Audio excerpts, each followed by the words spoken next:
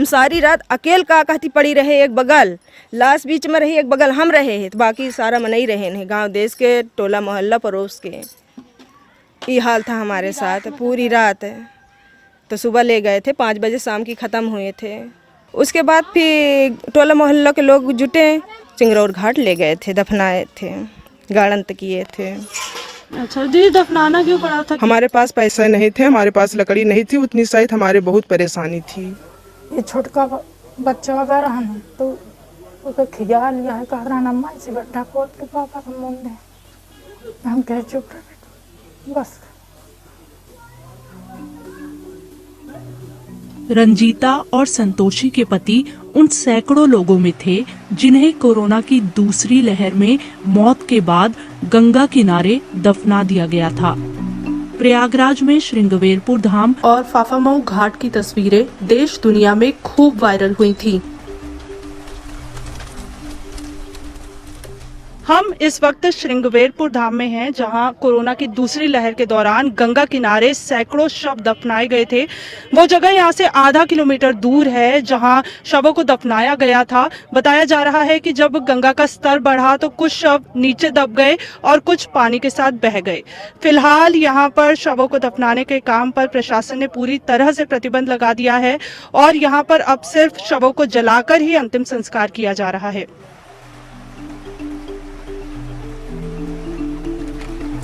श्रृंगवेरपुर धाम में हमें मिले कल्लू पंडित उस वक्त की त्रासदी के गवाह रहे हैं।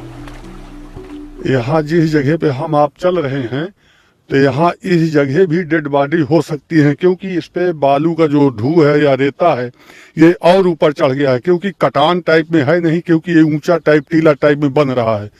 आगे चल के जैसे जैसे खाली होता जाएगा तो वहाँ की डेड बॉडी निकल गई या तो वो गल गई वहाँ पे। तो इसी प्रकार ये गंगा जी किनारा है, जैसे बगल में गड्ढा है तो यहाँ की डेड बॉडी निकल गई। लेवल में तो है नहीं, कहीं ऊंचा हो जा रहा है, कहीं खाली हो जा रहा है।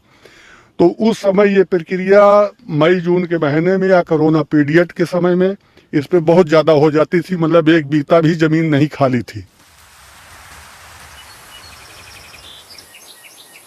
सुमित्रा देवी के पति को भी परिवार वालों ने गांव से सटे श्रृंगवेरपुर धाम पर दफनाया था। उनकी 2 बेटियां और 4 बेटे हैं। वो अब मनरेगा मजदूर के तौर पर काम करके घर चला रही हैं।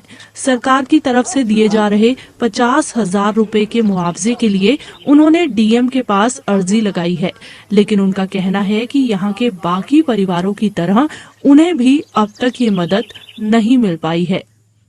तीसरी लहर को लेकर अब वो अपने परिवार के दूसरे सदस्यों के लिए डरी हुई हैं। हालांकि राज्य सरकार का दावा है कि तीसरी लहर के मद्देनजर ग्रामीण इलाकों में तैयारी पूरी है। हमने एक नई व्यवस्था बनाई है जो हमारे केसोस हैं, हेल्थ वेलनेस सेंटर में, केसोस को भी हम लोग रैपिड एंटीजन किट दे रहे हैं। अच्छा। कि आप लोग वहाँ टेस्ट कर लिया करिए।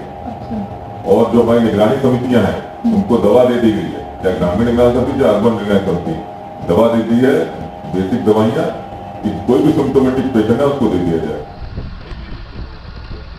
प्रयागराज के मिंडारा गांव की आबादी करीब 6,000 है। गांव वालों का दावा है कि दूसरी लहर के दौरान यहां 57 मौतें हुई, लेकिन सरकारी आंकड़ों में एक भी मौत दर्ज नहीं। कोरोना की दूसरी लहर जब अपने विकराल रूप में थी, उस वक्त उत्तर प्रदेश में अप्रैल 2021 के दौरान 3,438 और मई 2021 में 8,108 मौतें दर्ज की गई थी। लेकिन कई विशेषज्ञों का मानना है कि मौतों का असल आंकड़ा इससे कहीं ज्यादा रहा होगा। ये हम हैं, बाकी ये सब सदस्य। हम मिंडारा गांव के हेल्थ एंड वेलनेस सेंटर में पहुंचे तो वहां मौजूद एएनएम ने बताया कि फिलहाल तीसरी लहर के लिए उन्हें कोई निर्देश नहीं मिले हैं। नहीं, अभी तो फर्स्ट और सेकंड 2 जो वैक्सीन लगती है, कोविशील्ड और कोवैक्सीन, वही लग रही है। बाकी जो और वायरस आए हैं उसका अभी निर्देश या ट्रेनिंग नहीं हुई है हम लोगों की। निगरानी समिति के माध्यम से जो दवा सीएससी से हम लोगों को मिलती है उस दवा को हम बंटवाते हैं क्षेत्र में। नहीं, अभी तो इस समय नहीं आई है। इस गांव का सीएचसी यानी सामुदायिक स्वास्थ्य केंद्र कोडिहार में पड़ता है। जो इस गांव से करीब 8 किलोमीटर दूर है। यहां कोविड के लिए 20 बेड रिजर्व रखे गए हैं। 11 कॉन्सेंट्रेटर है आपके पास, 20 आपके पास कोविड बेड है। क्या ये काफी है 76 ग्राम समाज को कवर करने के लिए? मैम देखिए, हमने बताया ना कि सारे पेशेंट यहाँ नहीं आते हैं।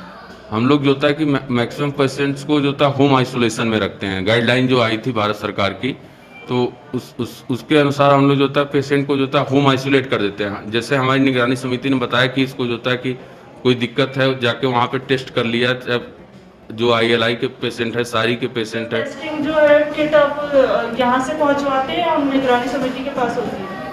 नहीं, यहाँ से हमारी रैपिड रिस्पॉन्स टीम किट लेके जाती है। DM संजय खत्री ने हमें बताया कि पूरे प्रयागराज में कोविड के लिए 5,500 से ज्यादा बेड तैयार किए गए हैं और सरकारी क्षेत्र में 9 ऑक्सीजन प्लांट स्थापित किए गए हैं। उनका दावा है कि ग्रामीण क्षेत्रों के अस्पतालों में भी सुविधाएं बढ़ाई गई हैं। फिलहाल प्रशासन तैयारी पूरी होने का दावा कर रहा है, लेकिन जैसे जैसे कोरोना के मामले बढ़ रहे हैं और चुनाव नजदीक आते जा रहे हैं, उत्तर प्रदेश में ग्रामीण इलाकों में रहने वाले लोगों की चिंता भी बढ़ती जा रही है। Prayagraj. Subscribe to our YouTube channel and don't forget to press the bell icon to get all the latest